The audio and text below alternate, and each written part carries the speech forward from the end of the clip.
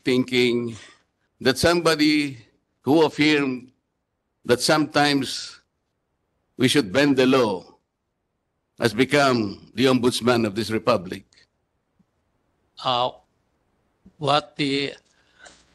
I do not have time really to read the social media, but my position is different. I am a believer of the rule of law. I was a justice for several years at a regional trial court. When I was a regional trial court, I adhered to precedents. Also, when I was a justice in the Court of Appeals, I adhered to the precedents. When I was in the Supreme Court, whenever I make a ruling, I was very aware that our decisions will be considered as precedents by those following us. So that's my experience being in the judiciary. That's why I believe in the rule of law, Your Honor. And the previous rules of the Judicial and Bar Council, those with pending cases or pending complaints are automatically disqualified. The case in point is that case of then Senator, now Congresswoman Laila de Lima. Because of her pending disbarment case in 2012, she was automatically disqualified. But soon enough, your rules were revised. And because of that, under Section 5 of your revised rules, Paragraph B, those with pending administrative cases or complaints before any court, office, tribunal, or government office, agency, or instrumentality, or before the IBP, or any association, disciplinary committee, or body, when in the determination of the council the complaints are serious or grave as to affect their fitness for nomination, ay disqualified lamang po. But again, kung madidetermine ng council na yung complaints are serious or grave as to affect their fitness for nomination. Ang ibig pong sabihin nito, Justice, if the council feels that the complaints are not serious or grave enough to affect their fitness or nomination, hindi po madi-disqualify yung applicant. Is that correct, sir?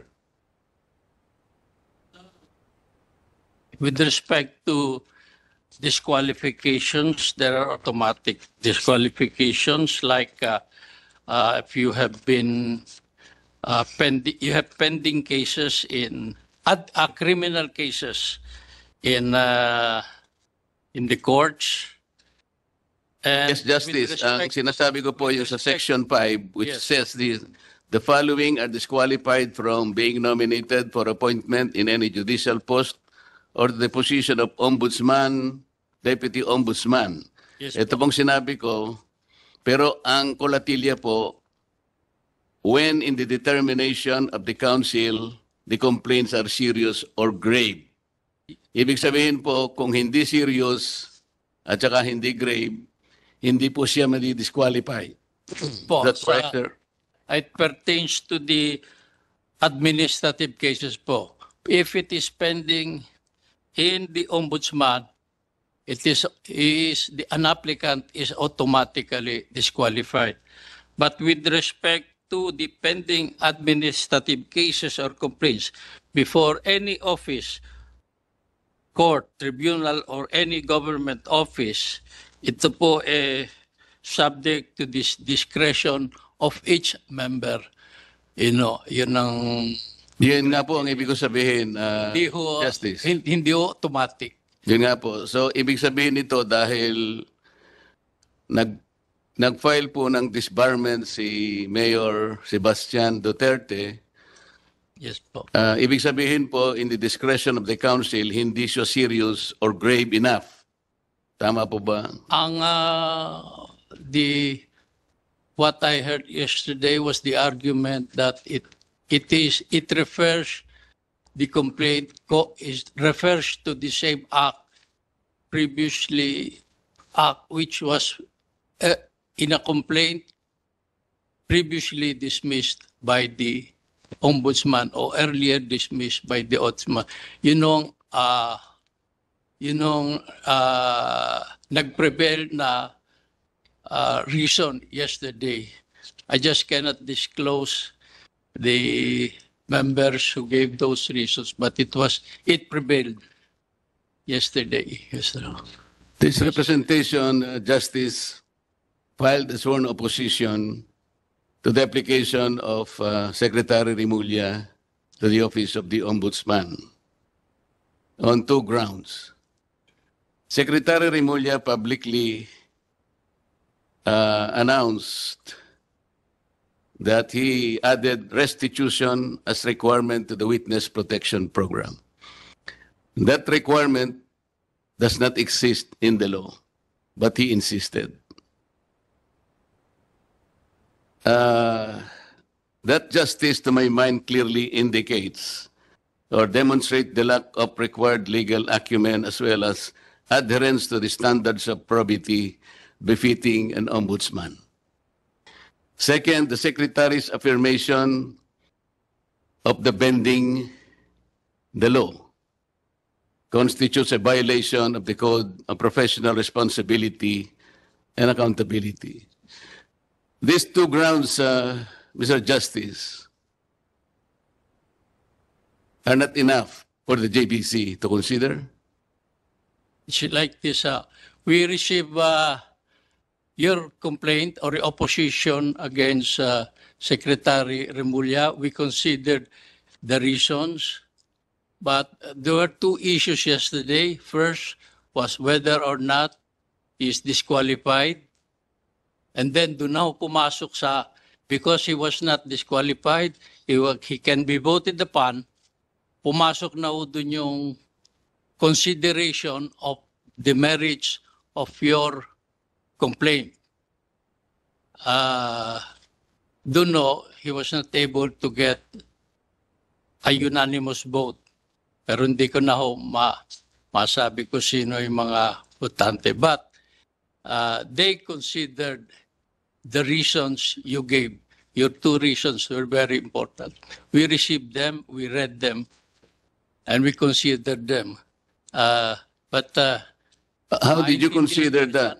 How did the council consider the sworn opposition? Ano yun? Nasa weight na ho yun. Nasa weight. Not sa qualification or disqualification, but on the weight na sa voting ng a considered candidate, nandun na sa weight to yun. The members, majority are appointed by the president. They considered that it is, they voted, the majority voted for him, so they did not give it much weight, or the opposition. Mr. Justice, one of the overarching principles that guided the creation of the 1987 Constitution is the desire to promote the rule of law, as is stated in our own preamble. Pag sinabi po nating rule of law, this is the guiding post. When somebody affirms that sometimes we can bend the law, you or the JBC took that very lightly, Mr. Justice? No, Your Honor,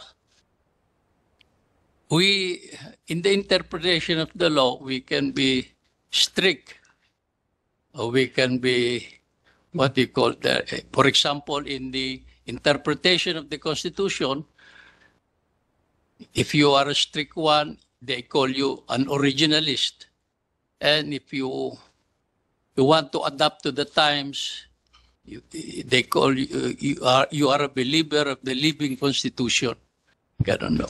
We're not interpreting the Constitution, Mr. Justice. Yes, sir. I'm asking you whether the rule of law is still the foundation of our Constitution.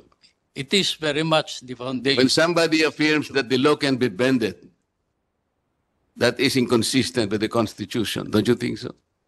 Yes, I agree with that, but sometimes it depends upon the context of how it is used, the bending of the law, whether it is freely, if they are interpreting it liberally. Did you know how it was used, Mr. Justice? Yes, We were discussing Yes, whether Your or not restitution yes, Your Honor. is a requirement for an applicant to be processed under the Witness Protection Program. Yes, yes. And suddenly the Secretary of Justice insisted that one requirement is restitution. It is not there. Aware of that. Yes. And somebody suggested that sometimes the law should be bent. That was the context, Mr. Justice. I heard it, Your Honor. I saw it on And if you hear it from no less than the Secretary of Justice, abrogating all the cornerstones of our belief in ourselves, in our Constitution, then you still include him as an applicant to the Ombudsman. Somebody who will preside over the lives, the properties and liberties of every citizen of this country. You take light of that. The JBC will take light of that, Mr. Justice. the majority considered it as slight. So the majority The majority. took light of the opposition of a senator of this republic, Mr. Justice. That is a fact, Your Honor. And 6 of them, based on their discretion, the opposition is not worth it. Is that it, Mr. Justice?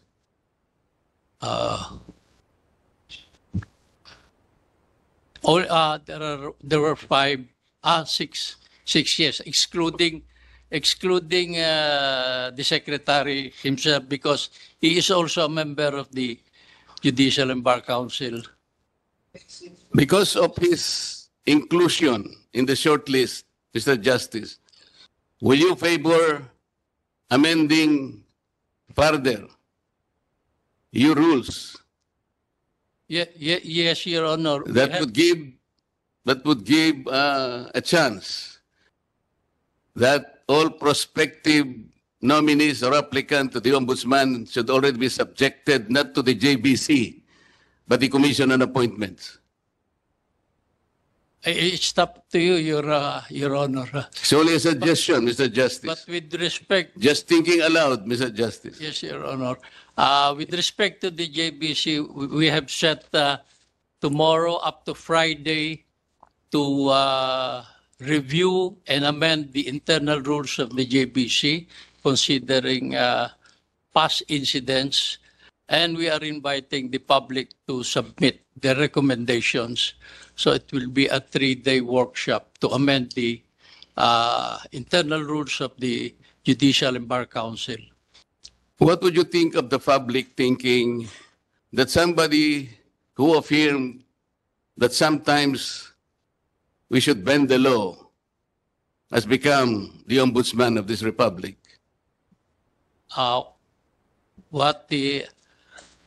I do not have time really to read the social media, but my position is different. I am a believer of the rule of law. I was a justice for several years at a regional trial court. When I was a regional trial court, I adhered to precedents.